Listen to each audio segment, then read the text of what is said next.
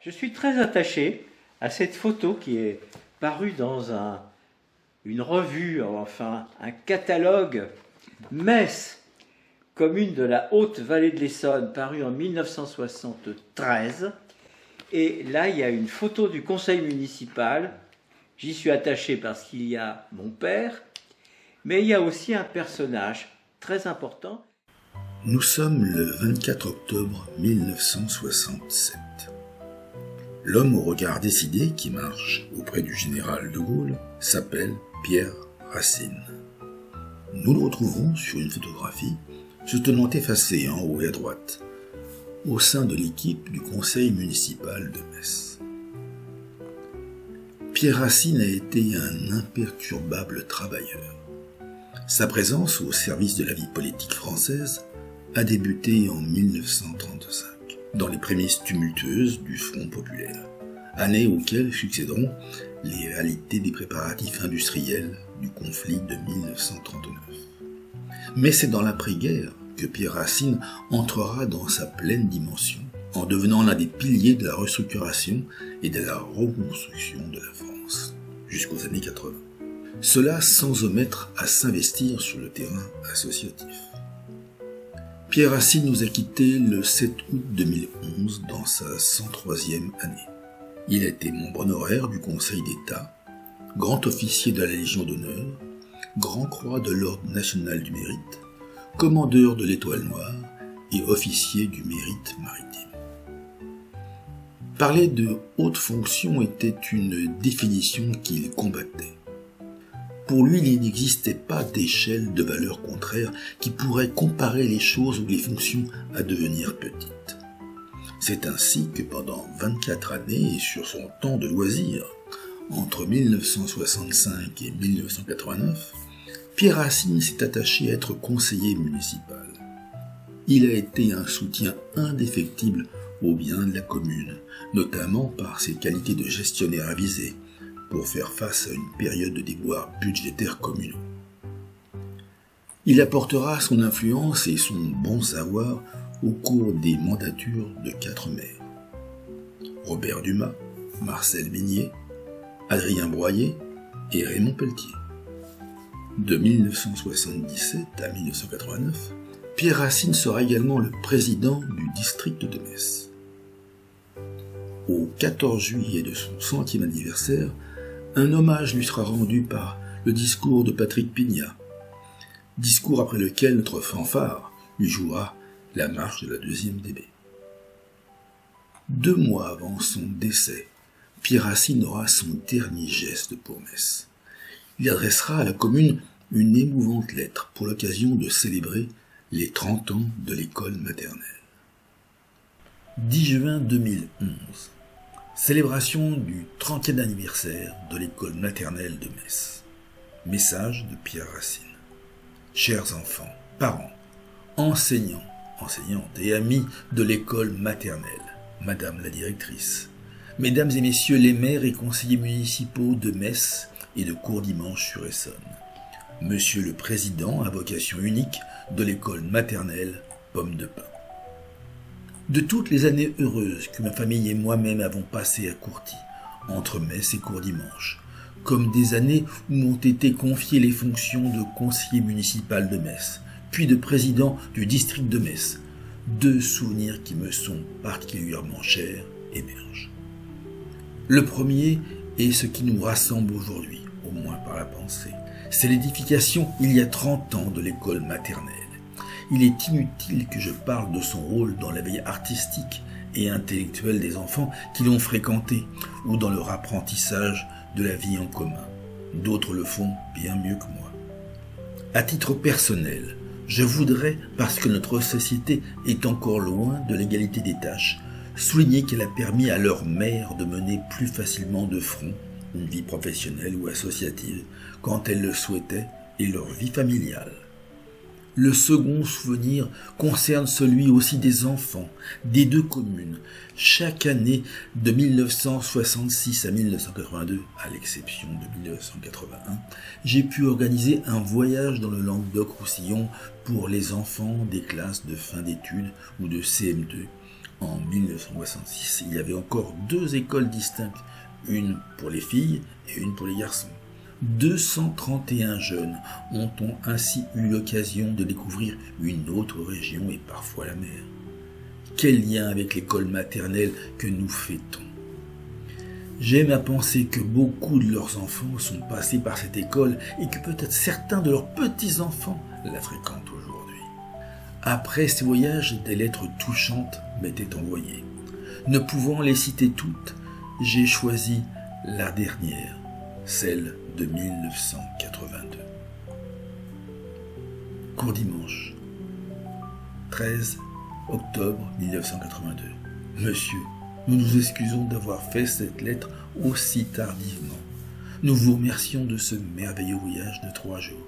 Nous avons bien profité du cheval, bateau, plage et visites intéressantes. Il y avait des camarades parmi nous qui n'avaient jamais vu la mer et qui ont été enchantés de plonger, sauter dans les vagues.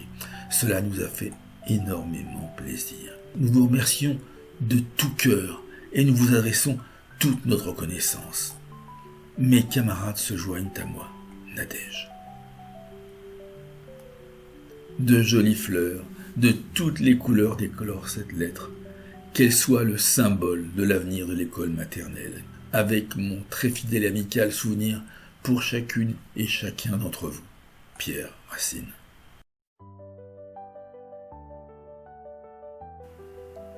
Pierre Racine habitait à l'actuel 12 bis de la rue du Moulin-Neuf.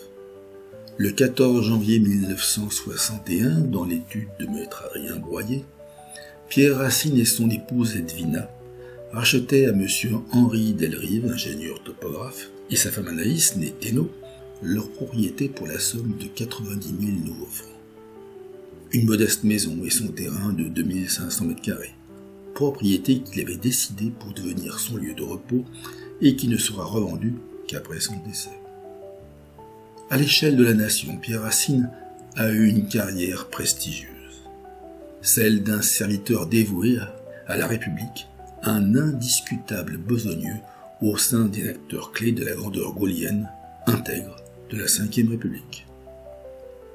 Il a incarné la figure de proue du bâtisseur convaincu, meneur d'équipe, et particulièrement dans l'aménagement du littoral du Languedoc-Roussillon qui a été le chantier de sa vie.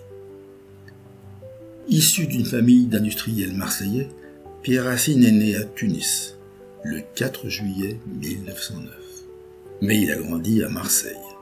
Il conservera de ses origines méditerranéennes une approche simple et directe envers tous, ainsi qu'une gestuelle en contraste avec la retenue du monde parisien.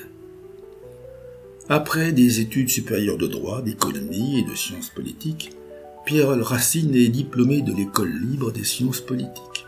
avec mention très bien en 1932. En 1935, en même temps que son ami Michel Debré, il est reçu au concours de l'auditorat du Conseil d'État, où il évoluera à compter de 1957 dans une carrière de conseiller qui s'achèvera en 1978. Entre 1935 et 1937, on le découvre membre de la Commission nationale pour l'aménagement des stations de ski. En 1938, il statue de nombreux dossiers pour la Cour suprême d'arbitrage, en sa qualité d'auditeur du Conseil d'État. Pendant les préparatifs de la guerre de 1939 et 1940, il est promu secrétaire général de la mobilisation de la main-d'œuvre au ministère du Travail auprès de Charles Pomarez.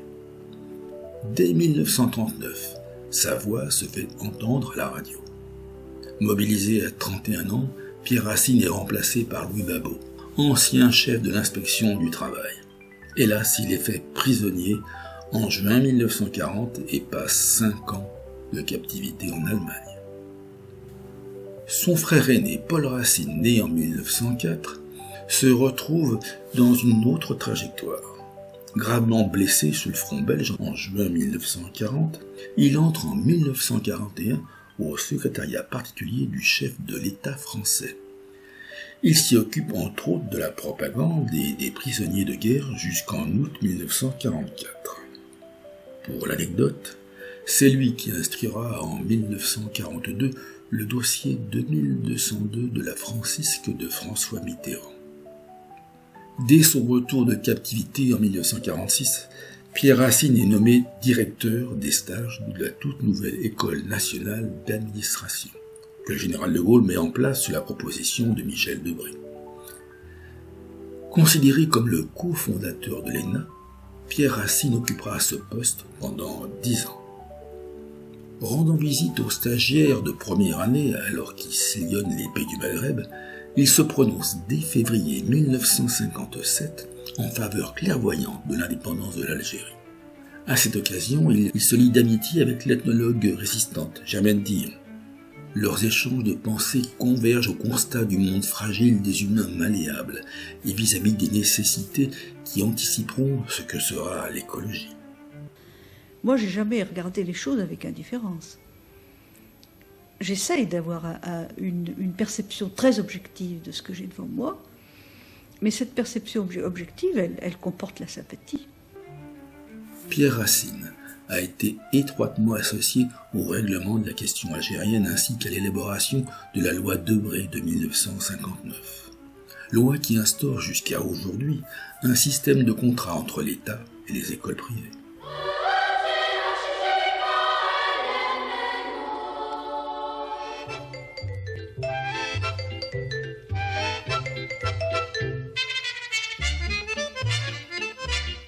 Les choix qu'a fait le gouvernement sont des choix dictés par la nécessité de préparer l'avenir. Gaulliste affirmé, il est apprécié pour son esprit constructif et sa droiture morale. Il est de 1959 à 1962 le directeur du cabinet du Premier ministre, Michel Debré. En 1966, il devient chargé de mission, toujours auprès de Michel Debré, ministre de l'économie et des finances, puis il le suivra aux affaires étrangères. Pierre Racine retrouvera l'ENA en tant que directeur à compter de 1969 jusqu'en 1975. Pierre Racine fut pendant 38 ans le président du service social familial nord-africain, association devenue en 1979 l'association Service social familial migrant. Il sera également administrateur de la SNCF et président de la Fondation de la Nature et de l'Environnement pour la Fondation de France. En 1963, il prenait les rênes d'une opération qu'il conduira tambour battant jusqu'en 1982 et portera son nom, la mission Racine. Parce que la Côte d'Azur est devenue pendant les mois d'été une région surpeuplée, parce que chaque année le nombre des gens qui prennent leurs vacances au bord de la mer augmente, un projet est né. Celui de créer et de développer les ressources touristiques des 180 km de côte du Languedoc-Roussillon. Plus de 2000 hectares de terrain ont déjà été réservés dans ce but. Les premiers travaux d'aménagement doivent comporter l'assainissement du littoral, la lutte contre les moustiques et la construction de routes reliant entre elles les différentes plages. Du haut du phare du Mont Saint-Loup, les terrains achetés par l'État longent le bord de la mer. Dans l'œuvre d'aménagement de la côte du Languedoc-Roussillon, nous avons 4 ennemis à vaincre. 2 naturels, les moustiques et le vent, et 2 autres créés par la main de l'homme. La spéculation et la laideur des constructions. Notre mission a pour tâche de réaliser un programme dans l'unité de conception, d'action et d'impulsion. Elle réunit tous les ministères intéressés, mais elle n'est qu'une personne. Elle agit au nom du gouvernement, lui propose des décisions importantes et prend elle-même des décisions importantes. Cette mission, directement rattachée au Premier ministre, s'était fixée d'attirer sur le littoral du Languedoc-Roussillon les touristes français et d'Europe du Nord qui privilégiaient jusqu'alors de rejoindre la Costa Brava espagnole. On lui doit les stations balnéaires de la Grande Motte, du Cap d'Agde, de Port-Camargue, Gruissan, Port-Bacarès et Saint-Cyprien. En 1980, il avait intitulé son livre mémorial du projet « Mission impossible », donnant à méditer sur les obstacles et les incrédulités de tous ordres, et jusque sanitaires avec l'élimination des moustiques, pour atteindre le but que lui avait fixé l'État. Pierre Racine réussira à faire pousser sur les rivages du golfe du Lion le symbole de l'accès populaire d'une France heureuse aux joies du soleil.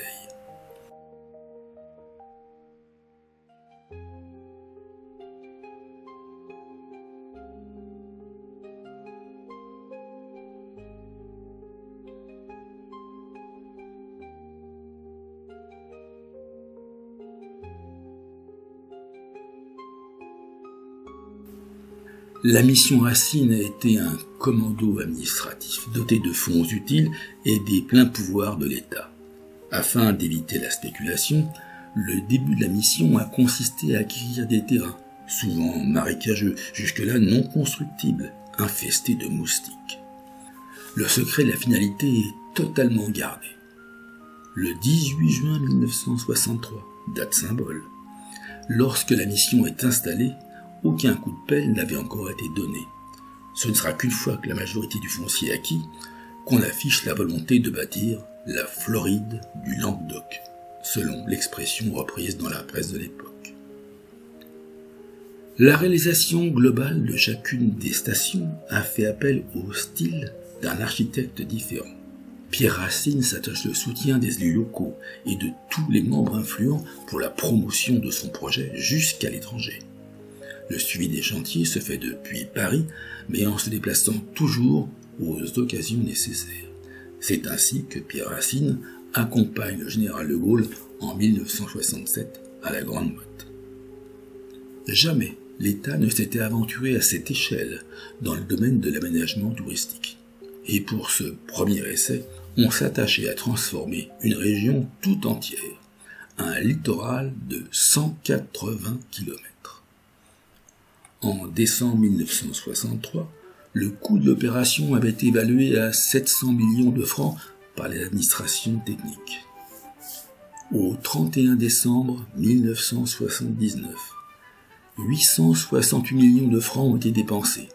Mais en francs corrigés constants, ces 868 millions ne représentent plus que 589 millions de 1963. Au final, Racine écrira avec une fierté toute méritée. L'aménagement touristique du littoral du Languedoc-Roussillon coûtera en valeur réelle une somme nettement inférieure à la prévision initiale du projet. De quelle autre grande opération peut-on en dire autant ? Il conclura par ces mots. On est libre de contester les choix qui ont été faits, mais une œuvre immense a été accomplie. La mission Racine est dissoute en 1983, puis remplacée en juin de la même année, 20 ans après sa création, par un syndicat mixte regroupant la région et les départements, et qui sera présidé par Pierre Racine jusqu'en 1992. Quelques chiffres clés concernant la fréquentation touristique, essentiellement en été, du littoral languedocien depuis la création de la mission Racine. 350 000 touristes en 1962, 530 000 en 1966, 1 400 000 en 1974, 2 500 000 en 1979, 8 millions en 1993, 10 millions en 2007. On comptabilise 27 000 résidences secondaires, 20 000 chambres d'hôtel, 4 000 logements locatifs, 180 000 places de camping et 12 000 places de villages de vacances réalisées. La mission Racine s'est voulue un important volet social de la Ve République. Chaque nouvelle station se devait de compter au moins 18% de lits dits sociaux sous forme de camping ou de villages de vacances. Ces 18% seront atteints à Port-le-Cat, à Port-Baccarès, 15% à Gruissant et la Grande-Motre, 12% au Cap d'Agde. Dans la foulée de cet aménagement touristique du littoral du Languedoc-Roussillon, Port-Baccarès a vu sa population passer de 775 habitants en 1962 à plus de 4000. Une population qui grimpe à plus de 80 000 habitants pendant la haute saison estivale. Toutefois, des critiques ont accompagné par la suite les résultats sur le terrain et ses conséquences dans l'espace environnemental de la mission Racine. Une urbanisation linéaire jugée pour certains démesurée qui parfois a modifié le paysage initial du littoral, là où la bétonisation est appliquée dans l'enthousiasme de répondre à l'équation d'un pays en croissance. Il a été question de construire avant les notions environnementales qui n'arriveront qu'aux années 80. Le temps de la nouveauté passée, le reproche concernera l'aspect architectural trop marqué d'une époque kitsch et le côté exclusif congé payé de la mission Racine, qui a privilégié l'essor touristique estival à l'exclusion d'autres volets d'aménagement. Ces critiques, a posteriori, omettent de se rappeler que la France industrielle d'alors vivait dans la réussite de son plein emploi. Pierre Racine s'est marié le 1er août 1936 à Saint-Tropez avec Edwina Morgulus Baskirtseff, née à Berlin le 27 janvier 1912, décédée le 12 octobre 1986 à Paris. Edwina, que Pierre appellera toujours Edwine, pour la douceur d'une sonorité francisée qu'il estimait plus représentative, était une femme brillante dont les parents étaient originaires de Russie, devenue l'actuelle Ukraine, Balta et Odessa, au long de la frontière moldave. Comme son père l'avait fait avant de devenir professeur universitaire, elle fera ses études à Cambridge entre 1939 et 1933. Séjour dont elle conservera une sonorité du parler. Pierre et Edwine ont été les parents de 6 enfants. Nicole, Odile, Elisabeth, Catherine, Pierre-François et Bruno. Dans le journal de ses mémoires, que Pierre Racine laissera à ses enfants, on y trouve ces lignes de souvenirs. Pendant mes 3 années à Matignon, nos vacances avaient été brèves. En 1961, nous étions restés à Courty, que nous venions d'acquérir, et dont il fallait réaménager profondément la maison et planter le jardin. Le 31 juillet était la veille du 25e anniversaire de notre mariage avec Edwine, nos noces d'argent. J'avais peu de temps à Matignon pour courir les magasins, mais nous prîmes 1 heure avec Odile et Elisabeth pour aller au marché suisse, et après un tour rapide, nous tombâmes pile sur le joli secrétaire anglais que nous décidâmes d'acheter au premier coup d'œil. Il fallait le transporter à Courty et surtout l'installer dans notre chambre sans qu'Edwine s'en aperçût. Georges mit dans la déesse et à l'arrivée, je vous demandais d'emmener maman dans le jardin afin de nous permettre de monter en vitesse. Le secrétaire dans la chambre. Tout se passa parfaitement. Et en rentrant dans la maison, Edwine monta innocemment dans sa chambre. Elle ouvrit la porte et poussa un petit « Oh !» de surprise que j'entends encore. Elle fut enchantée de notre choix. En 1962, Edwine s'occupait d'aménager la maison, qui n'avait ni chauffage central ni persienne. Il fallait remodeler la grande salle de séjour qui comportait un bar circulaire devant la cheminée. Notre prédécesseur étant un ingénieur outre-mer ayant transposé en Île-de-France ses habitudes africaines. À la place, nous fîmes faire par Jean Lanier, artisan maçon de Milly-la-Forêt, la petite murette qui partage la salle en deux et lui donne son allure actuelle. Nous aimions beaucoup Monsieur Lanier, artisan, plein d'expérience, de goût et aussi de sagesse. Une sagesse qu'il avait puisée dans sa captivité en Allemagne et ses lectures d'autodidacte. Il avait une personnalité des plus attachantes et intéressantes. Et en 1980, c'est à lui encore que nous nous sommes adressés pour restaurer et même refaire la petite maison. Edwina sera enterrée à Metz en octobre 1986, comme l'avait été sa mère Anna. À la mort de Pierre Racine en 2011, la maison de Courtille étant vendue, la famille a souhaité rassembler les sépultures familiales à Paris, au cimetière du Montparnasse. La concession du cimetière de Metz sera abandonnée en 2016, selon le souhait qu'une autre famille en bénéficie. Les Messois se sont assez vite rendus compte que c'était Monsieur Racine, c'était pas n'importe qui à Metz. Et cependant, c'était un personnage extrêmement simple, passant inaperçu, si on veut, et que les Messois, certes, ne tutoyaient pas, mais avec qui ils aimaient bien parler. Je me souviens, par exemple, d'une conseillère municipale, Aimée Mariot, qui est sur cette photo aussi, et qui parle avec Pierre Racine à la sortie de la messe, et brusquement, il y a une voix féminine qui dit « Pierre, il faut que nous rentrions parce que le rôti va brûler. » Et Pierre Racine dit à Aimée Mariot « Bon, je m'en vais parce que ma femme va pas être contente. » Voilà. Mais Pierre Racine s'occupait beaucoup de la vie sociale de Metz. Cet homme a contribué à aider ce que j'avais entrepris à l'époque. Je cite deux choses principalement.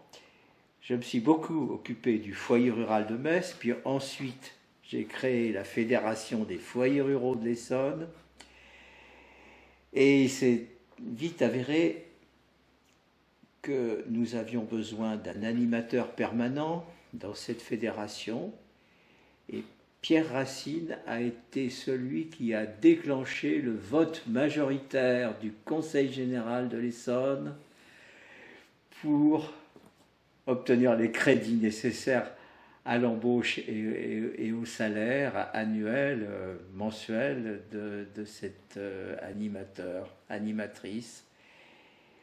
Donc je me souviens très bien de la lettre qu'il avait faite à plusieurs conseillers généraux, sûrement à Jean-Louis de Ganay, et il a emporté la majorité départementale.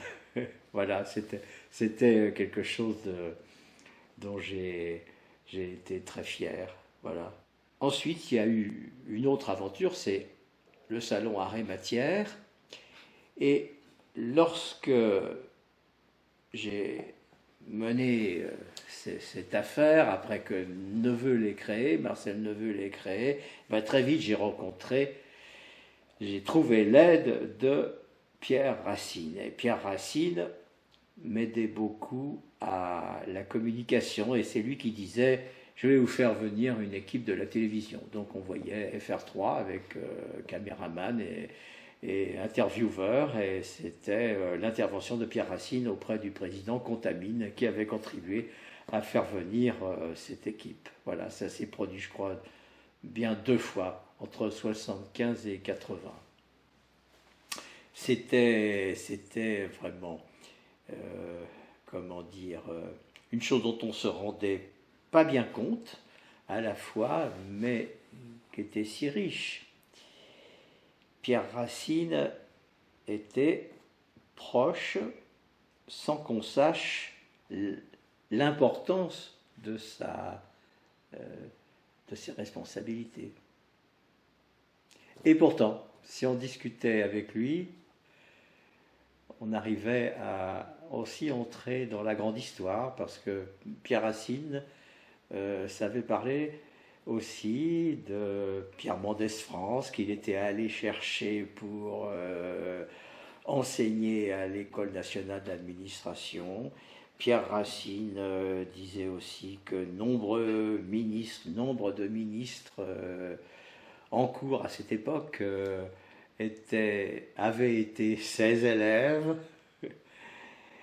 Et Pierre Racine parlait aussi de son temps comme directeur de cabinet de Michel Debré, de la façon dont il avait côtoyé De Gaulle, dont il avait côtoyé Debré, bien sûr, mais qui était son ami.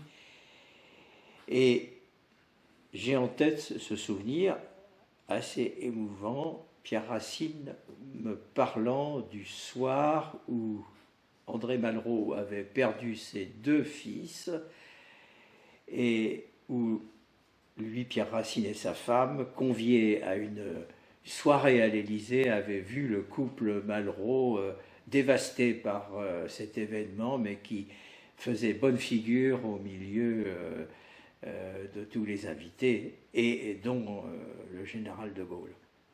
Pierre Racine m'a raconté encore beaucoup de choses. Je crois que j'ai peint dans son jardin.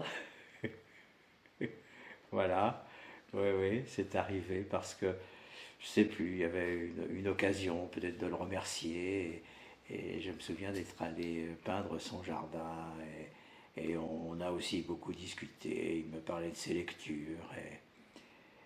Et il y a eu comme ça aussi une relation quasi amicale, alors qu'il était beaucoup plus vieux que moi. Mais c'est vrai qu'il y avait quelque chose qui était passé à ce moment-là. À telle enseigne que c'est l'époque où, lorsqu'il a sorti ce livre sur son travail dans le Languedoc-Roussillon, ce livre qui s'appelle Mission Impossible, il me l'a offert avec une très belle dédicace.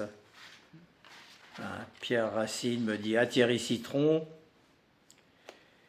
en souvenir de nos conversations sur art et matière et sur le foyer rural de Metz, et en témoignage amical. »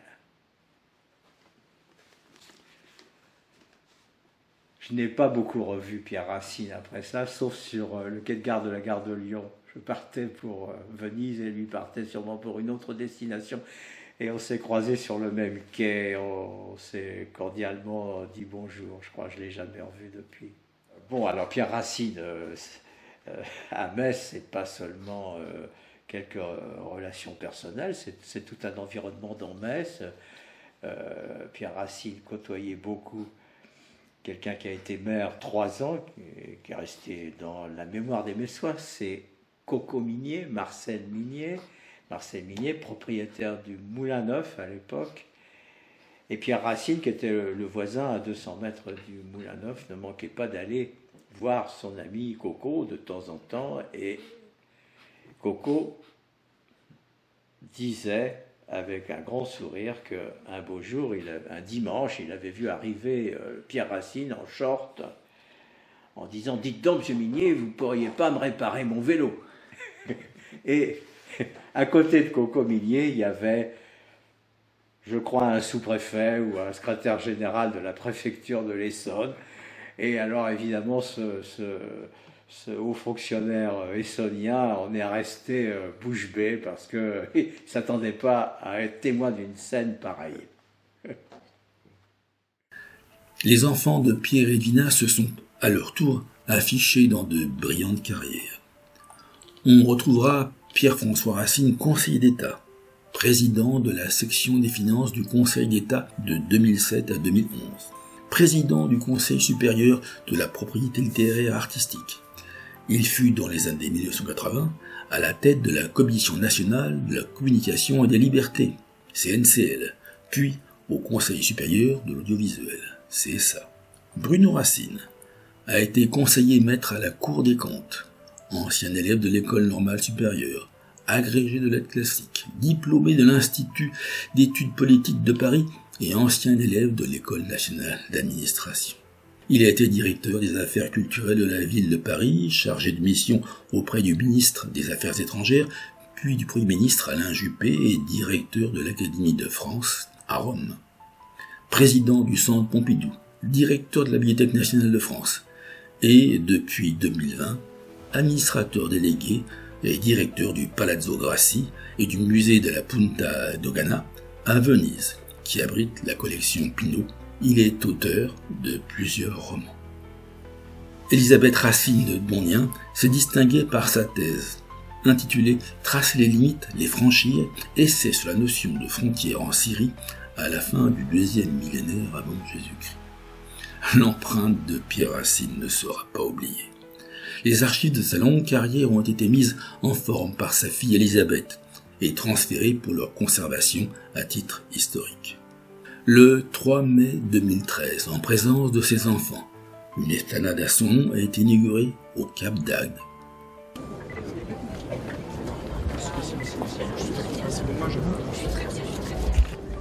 Monsieur le maire, monsieur le vice-président du conseil régional, monsieur le sous-préfet, mesdames et messieurs, au nom des 6 enfants de Pierre Racine, dont 3 ont la bonne fortune d'être présents aujourd'hui, je tiens à vous remercier, ainsi que votre conseil municipal, de l'hommage rendu par la commune à notre père, ainsi que de l'hospitalité qui est la vôtre. À Metz, sa présence se perpétue dans la mémoire de celles et ceux qui l'ont connu. Et ce film continuera de le faire vivre près de nous pour lui dire chaleureusement merci.